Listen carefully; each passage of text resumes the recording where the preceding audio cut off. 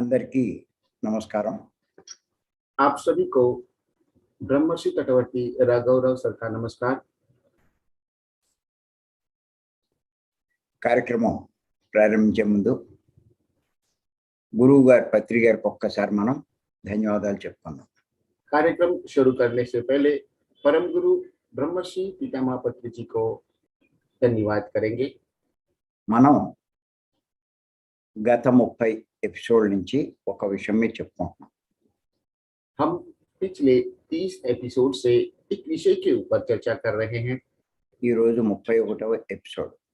आज यह 31वां एपिसोड है। ఏమిటంటే అది వికృతి, ప్రకృతి, సంస్కృతి. और वह विषय है विकृति, प्रकृति और संस्कृति। ఎవరైతే తమో గుణంలో ఉంటారో వారు వికృతమైన చర్యలు చేస్తూ ఉంటారు. जो लोग तमोगुण में रहते हैं वे लोग विकृति लायक कार्य करते रहते हैं। అంటే సృష్టి విరుద్ధమైన పనులు చేస్తూ ఉంటారు. मतलब सृष्टि विरुद्ध कार्य करते रहते हैं। మరి అలాంటి పనులు ఎవరు చేస్తారు అంటే తమో గుణంలో ఉన్నవారు చేస్తారు. इस तरह के कार्य जो लोग तमोगुण में रहते हैं वही करते हैं। ఆ తమో గుణంలో ఉన్న వారి యొక్క పనులు అజ్ఞానకరంగా ఉంటాయి. जो लोग तमोगुण में रहते हैं उनके कार्य अज्ञानता पूर्वक होते हैं। అజ్ఞాని యొక్క ఒక లక్షణం ఏమిటి అంటే అన్నిటికీ భయపడుతూ ఉంటాడు. अज्ञानी का एक लक्षण यह भी है वो सभी चीजों से डरता है। ఇది ఈ లక్షణం ప్రతి ఒక్కరిలోనూ మనం గమనిస్తూ ఉంటాం. यह लक्षण हम सभी में देख सकते हैं। వాటి గురించే గత 2 సెషన్స్ లోంచి కూడా మనం చెప్పుకుంటున్నాం. इनके बारे में ही पिछले 2 सेशन से हम विस्तृत रूप में चर्चा कर रहे थे। ఈరోజు మరికొన్ని లక్షణాలు చెప్పుకుని వాటికి పరిష్కారం కూడా తెలుసుకుందాం. आज भी हम कुछ और लक्षणों के बारे में चर्चा करते हुए उनका परिष्कार के बारे में भी हम चर्चा करेंगे। ఎంచేతంటే ఈ ప్రపంచంలో మానవుడు దేనికోసం భయపడుతూ ఉంటాడో क्योंकि इस दुनिया में इंसान जिन चीजों से डरता है వారి జీవితంలో అదే జరుగుతుంటుంది. उनके जीवन में भी वही घटित होता है।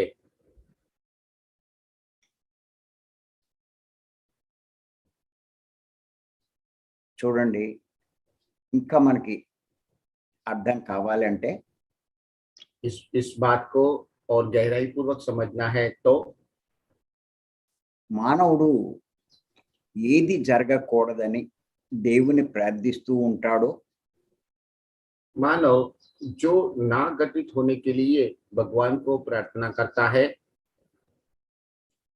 ఏది జరగకూడదని దేవుని ప్రార్థిస్తూ ఉంటాడో जो ना घटित होने के लिए भगवान को प्रार्थना करता है, ఆ భయం అతనిలో ఉన్నట్టే లెక్క. वो डर उनमें है ऐसा हमें समझ लेना चाहिए। అంచేత ముందు భయపడతాడు, इसीलिए वो पहले डरता है। అదే జరిగితే విపరీతంగా దుఃఖిస్తాడు. फिर बाद में वही होता है तो बहुत ज्यादा दुखी होता है। ఏడుస్తాడు కూడా. और रोता भी है।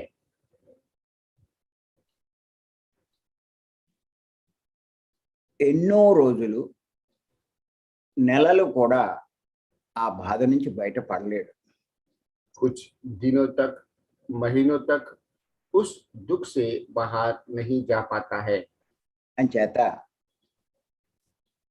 మానవుడు దేనికి భయపడుతూ ఉంటాడో అవే జరుగుతాయి, అదే జరుగుతుంది అన్న విషయం అన్న విషయాలు ఇప్పుడు తెలుసుకుందాం. इसलिए मानव जिन चीजों से डरता है वही उसी के साथ में होता है। यह विषय आज हम निश्चित रूप में जानकारी प्राप्त करेंगे। చూడండి, తన వారు దూరం అవ్వకూడదని అనుకుంటాడు. अपने स्वजन अब हमसे दूर नहीं होना चाहिए, ऐसा वो सोचता है। అంటే తన భార్య కానీ, భర్త కానీ, పిల్లలు కానీ, తల్లిదండ్రులు కానీ దూరం అవ్వకూడదు అనుకుంటాడు. वो सोचता है कि उनकी पत्नी अथवा उनके पति, उनके बच्चे अथवा उनके माता पिता उनसे दूर नहीं होना चाहिए, ऐसा वो सोचता रहता है। ఏదైనా జరిగితే దూరం అవుతారేమోనని భయపడతాడు. यदि कुछ भी होता है इनमें से कोई उनसे दूर हो जाएंगे, उस बात से वो डरते हैं చివరికి అదే జరుగుతుంది. और अंत में वही होता भी है। లోకంలో చూస్తున్నాం మనం. ये हम दुनिया में देख रहे हैं। భర్త పోవడం, पति का मृत्यु होना, భార్య పోవడం, पत्नी का मृत्यु होना, పుత్రుడు పోవడం, बच्चों का मृत्यु होना, వాళ్ళ కోసం జీవితం అంతా విలపిస్తూ ఉండడం, उनकी वजह से पूरा जीवन भर रोते रहना, ఇంకా నా జీవితం అనవసరం అనుకోవడం, अब मेरा जीवन कोई काम का नहीं है, ऐसा सोचते हैं। నేను కూడా చనిపోతాను అనడం, मैं भी मर जाऊंगा, ऐसा बोलना। ఇలా జీవితాన్ని, శేష జీవితాన్ని అంటే ఇంక ఉన్న జీవితాన్ని ఈ ఆలోచనలతోటే గడుపుతూ ఉంటారు. बाकी का जो जीवन है उसे इन्हीं विचारों में व्यतीत करते रहते हैं। అలా జరిగితే ఏ పనులు చెయ్యరు. यदि ऐसा होता है तो वो कोई भी कार्य नहीं करते हैं। వ్యాపారం చేసేవాడు వ్యాపారం చేయలేడు. व्यापार करने वाला व्यापार नहीं करेगा, ఉద్యోగం చేసేవాడు ఉద్యోగం చేయలేడు.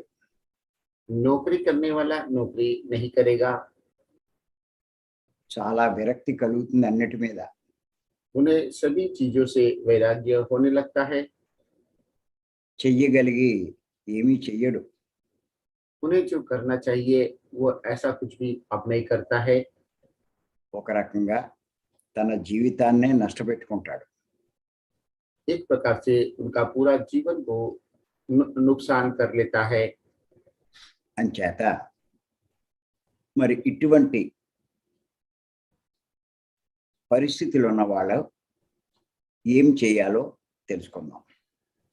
इसीलिए इस तरह के परिस्थिति का शिकार होते हैं वे लोगों को क्या करना चाहिए, उस विषय में हम अभी जानकारी प्राप्त करेंगे।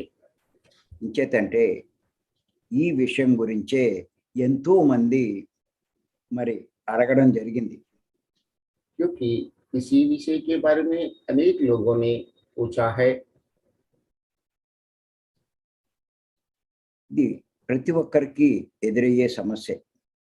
यह समस्या के शिकार बहुत से लोग होते हैं। మరి ఇందులోంచి బయట పడాలి అంటే ఎవరైనా సరే इस समस्या से बाहर निकलने के लिए किसी को भी అసలు తాను ఎవరు, सबसे पहले वे कौन है, ముందు తాను ఎవరు पहले అన్నది తెలుసుకోవాలి. वे कौन है इस बात को जानना जरूरी है। తన వారు అనుకుంటున్న వారంతా ఎవరు, जिनको वो अपना समझते हैं वे सब कौन है। తన వారని అనుకుంటున్న వారంతా ఎవరు, जिनको अपना समझते हैं वे सब कौन है అన్నది తెలుసుకోగలిగితే यह बात यदि जान पाते हैं తన వారు దూరం అవుతారు అన్న భయం ఎప్పుడూ ఉండదు. बिछड़ने का डर कभी नहीं होता है। తన వారు దూరం అవుతారు అన్న భయం ఎప్పుడూ ఉండదు. अपने स्वजन उनसे दूर होंगे इस तरह का डर कभी भी नहीं रहता है। దూరం అయినా దుఃఖించరు. यदि दूर हो जाते हैं तभी वो दुखी नहीं होते हैं, ఎందుచేతంటే ఈ జ్ఞానం వారి దగ్గర ఉంది కాబట్టి. क्योंकि इसी तरह का ज्ञान उनके पास है। इसीलिए మరి ఈ విషయం గురించే ఆది శంకరాచార్య వారు చెప్పడం జరిగింది. इस विषय के बारे में भी आदि शंकराचार्य ने कहा है। ఆయన భజ గోవిందంలో ఏమని చెప్పారంటే, उन्होंने बच गोविंदम में ऐसे कहा है, కాతే కాంత కస్తే పుత్రః काते कांता कस्ते पुत्र సంసారో యమతీవ విచిత్రః. संसारो यम तीव्र विचित्र। సంసారో యమతీవ విచిత్రః संसारो यम विचित्रिह ఇవ విచిత్రః. इव विचित्रः। కస్యత్వం కః कश्यत्वं वः కుత ఆయాతః कुत आयातः తత్వం చింతయ तत्त्वं चिन्तया తదిహ భ్రాతః. पर्या भ्रातः। దీని తాత్పర్యం ఏంటంటే, इसका तात्पर्य यह है, ఓయ్ సోదరుడా, ओ मेरे भाई, ఎవరు నీ భార్య? कौन आपकी पत्नी है? నీ పుత్రుడు ఎవరు? आपके पुत्र कौन है? ఈ సంసారం అత్యంత విచిత్రమైనది. ये संसार बहुत ही विचित्र है। ఇంతకీ నీవు ఎవరికి చెందిన వాడవు? असली में आप ఎవరికి చెందిన వాడవు? किसके हो? నువ్వు ఎక్కడ నుండి ఇక్కడికి వచ్చావు? आप कहां से यहाँ पर आए हो? ఈ తత్వ విచారణ చేస్తే यदि इस बारे में सोचेंगे तो నీ భ్రాంతి మోహాలు అన్నీ కూడా పటాపంచలవుతాయి. आपके सभी डाउट दूर हो जाएंगे, आपके सभी संदेह दूर हो जाएंगे। మరొక్కసారి చెప్తున్నాను తాత్పర్యం. ఓయ్ సోదరుడా, ఎవరు నీ భార్య? నీ పుత్రుడు ఎవరు? ఈ సంసారం అత్యంత విచిత్రమైనది. ఇంతకీ నీవు ఎవరికి చెందిన వాడివి? నువ్వు ఎక్కడి నుంచి ఇక్కడికి వచ్చావు? ఈ తత్వ విచారణ చేస్తే నీ భ్రాంతి మోహాలన్నీ పటాపంచలైపోతాయని ఆది శంకరాచార్యుల వారు చెప్పడం జరిగింది. సరే, ఇక్కడ శంకరాచార్యుల వారు చెప్పినట్టు మనం ఈ జ్ఞానాన్ని పొందే ప్రయత్నం చేస్తున్నాం. अभी शंकराचार्य जी ने जो कहा है उसके अनुसार हम प्रतिदिन ज्ञान प्राप्त करने का प्रयत्न कर रहे हैं। ఈ జ్ఞానం यह ज्ञान ఈ జ్ఞానం పొందే ప్రయత్నం చేస్తున్నాం. यह ज्ञान प्राप्त करने का प्रयत्न कर रहे हैं। అందుకే ప్రతిరోజు మనం ఈ క్లాసులకి అటెండ్ అవుతున్నాం. इसीलिए हर दिन यह क्लास के लिए यहाँ पे उपस्थित हो रहे हैं। 3 రోజుల క్లాసులకు కూడా మనం అటెండ్ అవుతున్నాం. 3 दिन की कार्यशाला के लिए भी हम हाजिर हो रहे हैं।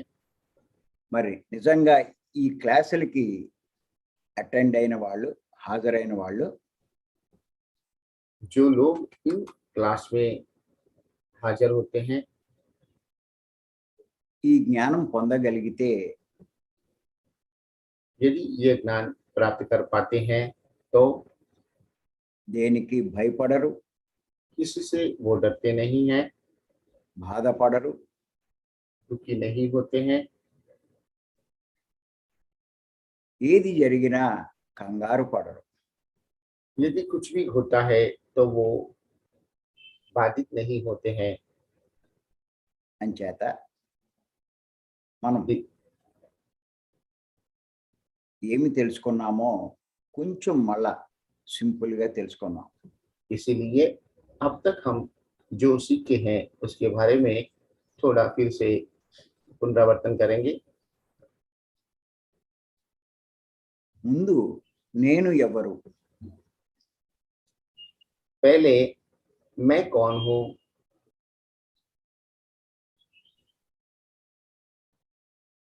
పత్రి గారు ఎంత స్పష్టంగా చెప్పారంటే पत्री जी ने स्पष्ट रूप से कहा है, నేను ఆత్మను, मैं आत्मा हूँ,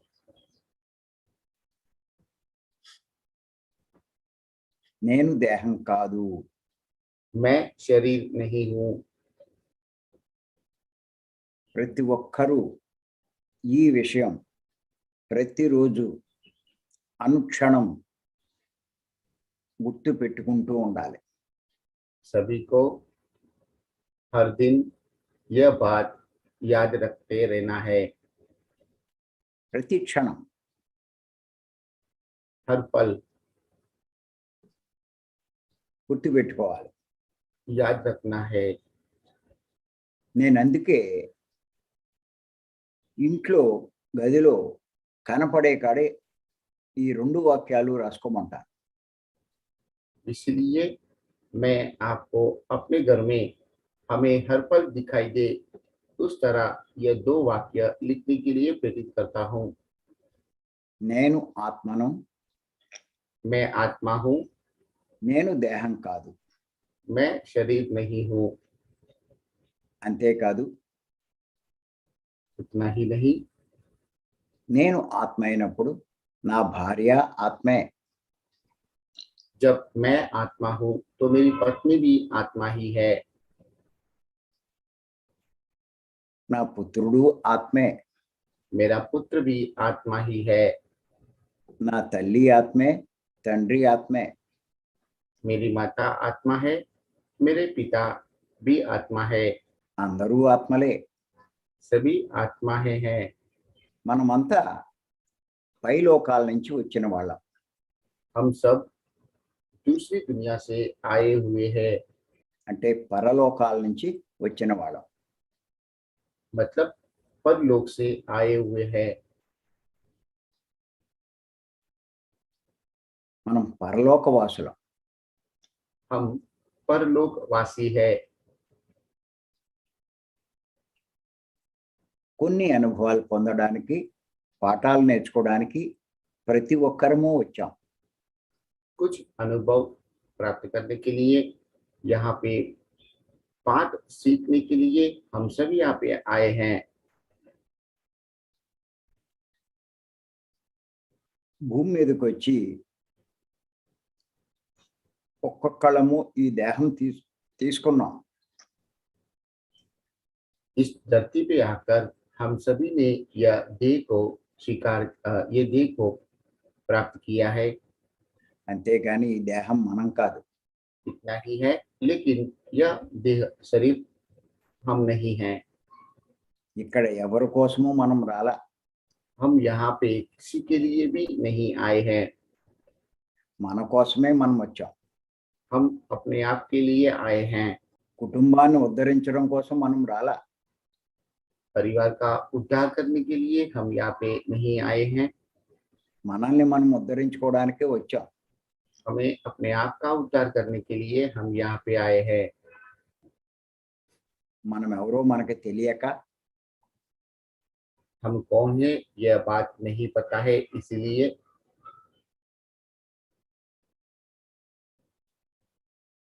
తన వారంతా తన వారు అనుకుంటూ उनके सभी स्वजनों को अपने समझकर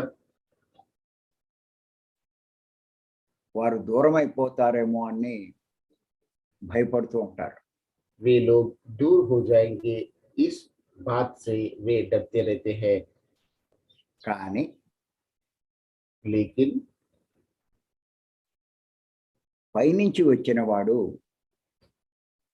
ऊपर से जो आए हैं పైకి వెళ్ళకుండా ఎలా ఉంటాడు?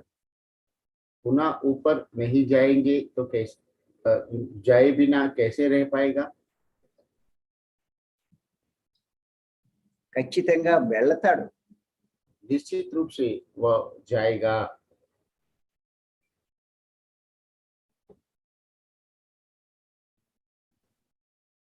ఎవ్వరూ ఇక్కడ ఉండరు. कोई भी यहाँ पे नहीं रहेगा। కొంచెం ముందర కొంచెం వెనకాల. थोड़ा पहले अथवा थोड़े दिन के बाद, కానీ వెళ్ళి తీరాలి. लेकिन जाना ही पड़ेगा। ప్రతి ఒక్కరూ ఇది అర్థం చేసుకోవాలి. यह बात सभी को समझना है।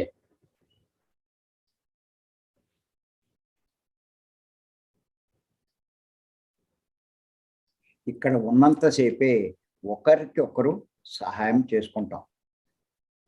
जब तक हम यहाँ पे रहते हैं तब तक हम एक दूसरे को मदद करते हैं।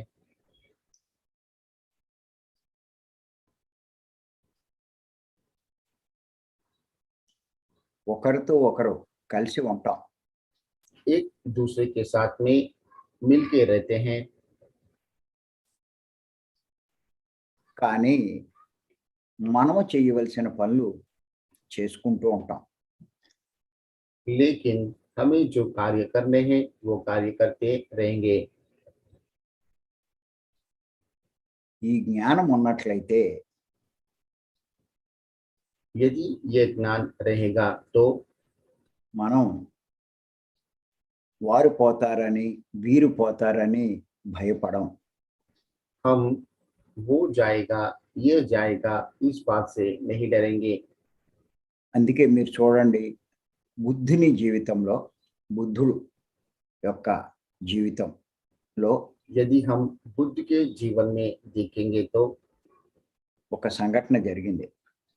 एक एक घटना घटित होता है। ఒక స్త్రీ చనిపోయిన తన పుత్రుని తీసుకుని బుద్ధుడి దగ్గరికి వస్తుంది. एक स्त्री अपने मृत्यु हुआ ऐसा उनका संतान को लेकर उनके पास आते हैं। నాకు నా పుత్రుడు అంటే ఎంతో ఇష్టం. मुझे मेरे पुत्र से बहुत प्यार है, ये मुझे बहुत पसंद है। వాడు చనిపోయాడు, और वो मर गया है, నేను ఉండలేకపోతున్నాను. मैं रह नहीं पा रही हूँ। మీరు ఏదో రకంగా వాడిని బతికించాలి. कुछ भी करके आपको इसे बचाना है, లేకపోతే నేను చచ్చిపోతాను. नहीं तो मैं भी मर जाऊंगी। అప్పుడు బుద్ధుడు ఏమన్నాడంటే, సరే నేను బతికిస్తాను. तब बुद्ध ने ये कहा है, ठीक है मैं इसे बचा दूंगा। నువ్వు ఊళ్ళోకి వెళ్ళి आप गांव में जाकर ఎవరి ఇంట్లో అయితే చావు ఉండదో जिनके घर में अभी तक कोई मृत्यु नहीं हुआ है, వారింట్లోంచి కాసిని నువ్వులు ఆవాలు పట్రా అన్నాడు. నువ్వులు పట్రా. उनके घर से कुछ तल लेके आइए।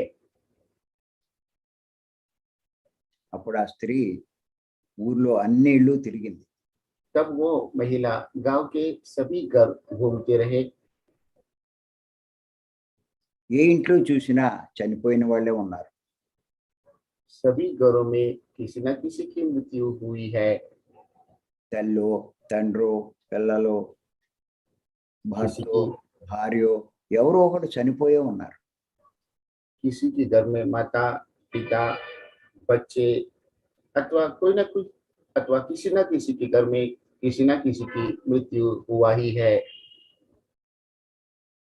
అప్పుడు ఆవిడకి అర్థమైంది, तभी उसे यह बात समझ में आया। పుట్టినవాడు గిట్టక మానడు అన్న సంగతి ఆవిడకి అర్థమైంది.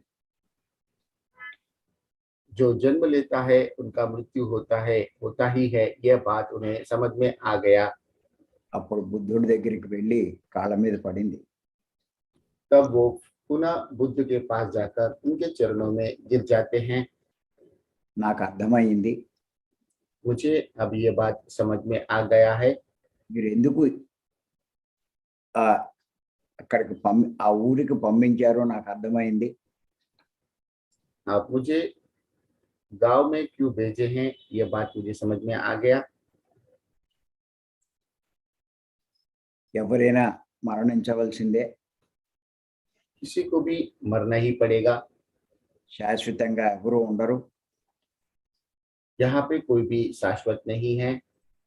అంచేత ఇప్పుడు నేనేం చేయాలో చెప్పండి అని ఆయన కాళ్ళ మీద పడింది.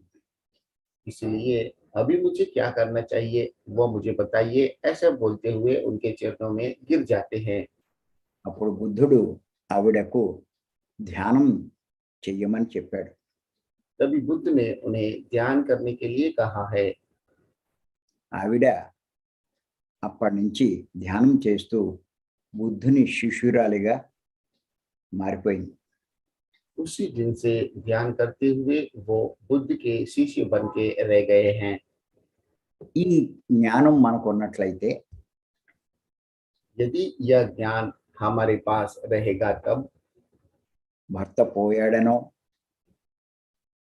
पति का मृत्यु हुआ है, భార్య పోయిందనో, पत्नी का मृत्यु हुआ है, తండ్రి పోయాడనో, पिता के मृत्यु हुआ है, తల్లి పోయిందనో, माता की मृत्यु हुआ है, పిల్లలు పోయారనో बच्चों की मृत्यु हुई है, బాధపడరు.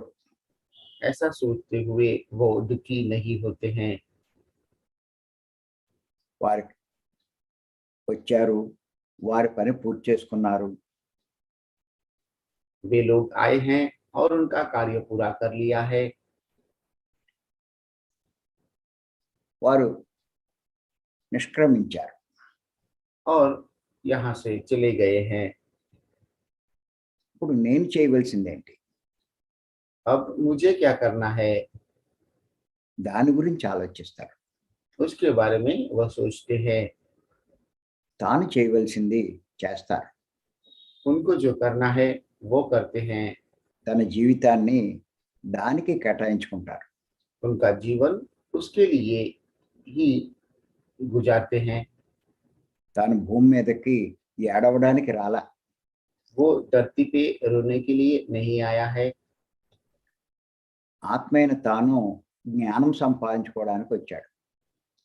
आत्मा रूपी वो यहाँ पे ज्ञान प्राप्त करने के लिए आया है। అంచేత పత్రి గారు చెప్పినటువంటి ఈ శ్వాస మీద ధ్యాస చేస్తూ ఆ జ్ఞానాన్ని సంపాదించుకుంటారు.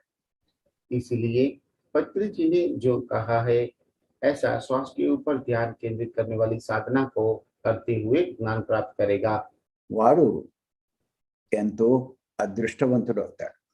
और वो बहुत नसीबदार बन जाता है। తాను ఎప్పుడో అప్పుడు పైలోకాలకు వెళ్ళవలసిన వాడే. उनको भी कभी न कभी दूसरी ऊपर की दुनिया में जाना ही है। వెళ్ళే లోపల చెయ్యవలసింది చేస్తాడు. जाने से पहले जो उनको करना है वो करता है। పైకి వెళ్ళి ఎంతో లాభాన్ని పొందుతాడు. ऊपर जाकर बहुत लाभ प्राप्त करता है। అంచేత ఈ జ్ఞానం అంతా కలిగిన వాడు इसलिए यह सभी ज्ञान पाने वाला ఇతరుల కోసం దుఃఖించడు, दूसरों के लिए कभी दुखी नहीं होते हैं, భయపడడు. डरते नहीं हैं। అంచేత మనమందరము ఆ జ్ఞానం సంపాదించుకోవాలి. इसलिए हम सभी को वह ज्ञान प्राप्त करना है। దానికి ఈ ధ్యానం చెయ్యాలి. उसके लिए हमें यह ध्यान करना है। ఆ పనే మనమంతా చేస్తున్నాం. हम सब वही काम कर रहे हैं। ఒక విషయం మటు గుర్తుపెట్టుకోండి. एक बात याद रखिए, పత్రి గారు చెప్పినటువంటి శ్వాస మీద ధ్యాస చేసిన వాడికే जो लोग पत्री जी ने कहा ऐसा श्वास के ऊपर ध्यान रखने वाली साधना करेंगे, వాడికే తానెవరో తెలుస్తుంది. उनको ही वो कौन है यह समझ पाते हैं।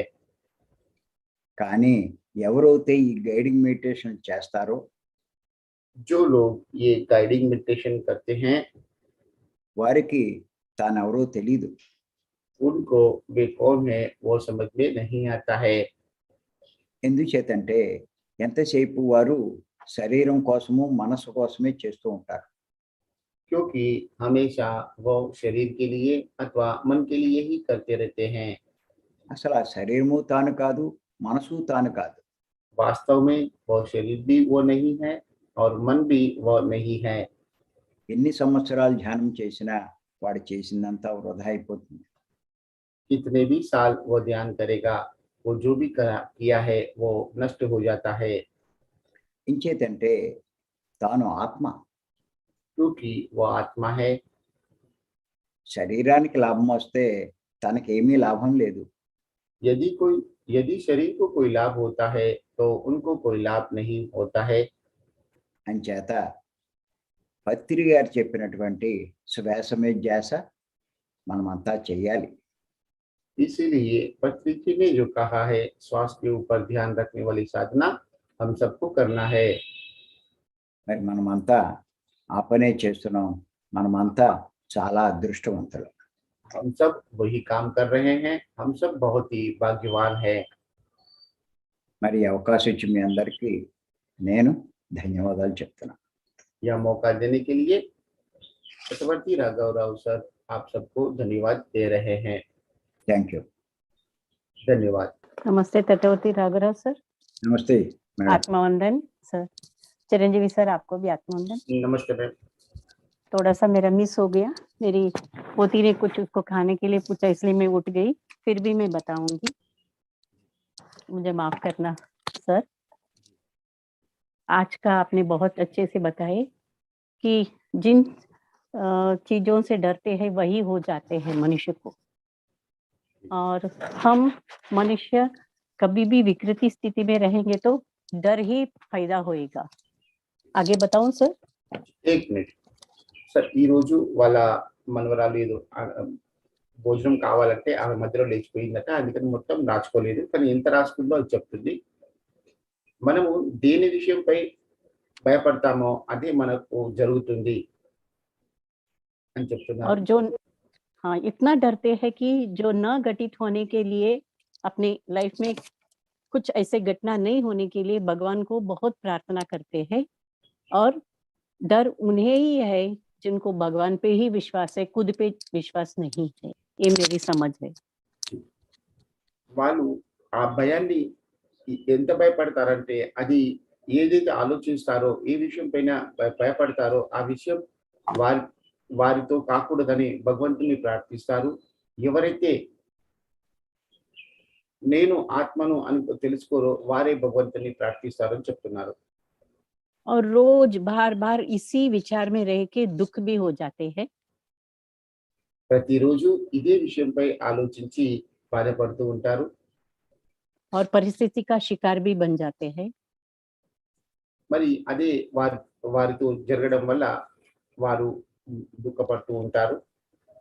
तो एक बात समझने के लिए, इस डर से दूर जाने के लिए पहला मनुष्य को हम कौन है, किस लिए आए हैं, और जिनको भी हम अपना समझते हैं वो भी कौन है, इसे अच्छी तरह से समझना चाहिए। ఈ భయం నుండి బయటపడాలంటే ముందు తానెవరో వారు ఎక్కడి నుంచి వచ్చారో ఈ విషయం తెలుసుకునే అవసరం ఉంది. आपने आदि शंकराचार्य के एक 2 लाइन बताए थे कि खटे खटे खांत करते पुत्र संसारे यति तीवी विचित्र कस्यत्वं त कुतः आयातवः तत्वचिन्नतः परिहा। ये लिख पाई, आज मैं लिख पाई। तो आप बताइए कि हम सब एक ही डरते हैं मनुष्य, बाद में मैं पूरा समझ में नहीं आई क्योंकि मैं उठ गई, आई एम सॉरी। और आपने बुद्ध का भी एक उदाहरण देके बहुत ही अच्छी तरह से समझाए। तो डेथ आने वाली है, डेथ तो निश्चित है, हम सभी को डेथ आने वाली है। हम ध्यान करके ही ये डेथ की भय से हम बाहर आ सकते हैं। मैं आज इतना ही संक्षेप में बता सकती हूँ, आई एम सॉरी। మీరు ఆది శంకరాచార్య వారి యొక్క శ్లోకాన్ని భజగోవిందం యొక్క శ్లోకాన్ని చెప్పి దాని ద్వారా మాకు అర్థమయ్యే విధంగా చెప్పారు. ఆ తర్వాత గౌతమ బుద్ధుని యొక్క ఉదాహరణతో కూడా మీరు మాకు చాలా అద్భుతంగా చెప్పారు. మృత్యు అందరికీ నిశ్చితంగా ఉంటుంది, ఖచ్చితంగా ఉంటుంది. ప్రతి ఒక్కరూ పుట్టిన వారందరూ గిట్టక మానరు అనే విషయాన్ని కూడా మీరు మాకు అర్థమయ్యే విధంగా చెప్పారు. నేను ఈ రోజు ఇంతే రాసుకోగలిగాను, ఇంతే నేను చెప్పగలుగుతున్నాను. నన్ను క్షమించండి అని అడుగుతున్నాను. Thank you. और आप एक भी बताए कि हम जरूर आपका सेशन ऐसे आप जो बताते हैं मनुष्य के बारे में, डेथ के बारे में, जन्म के बारे में, वो सेशन अटेंड करेंगे तो हमारा डर जरूर दूर हो जाएगी। మీరు ఎప్పుడైతే చావు గురించి, జన్మ గురించి, నేనెవరు ఈ విషయం గురించి చెప్తారో, ఇలాంటి సెషన్స్ ఎవరైతే అటెండ్ అవుతారో ఖచ్చితంగా వారి యొక్క భయం వారి నుండి దూరం అవుతుందని చెప్తున్నాను sir. Thank you Thank sir, you, ma'am. बहुत ही अच्छा था। आई एम सॉरी, आज धन्यवाद। छूट गया, मेरा कुछ छूट गया, I am sorry. Thank you Geeta ji. Governor Okay, उన్నారు sir. మీకు? जी, और किसी को बात करना है तो పూనం ఉందా లేదు? पूनम जी अपने आप को अनम्यूट करेंगे, वीडियो हो सकता है तो ऑन करेंगे।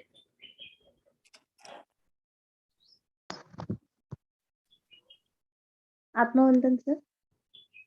हाँ, नमस्ते पूनम जी।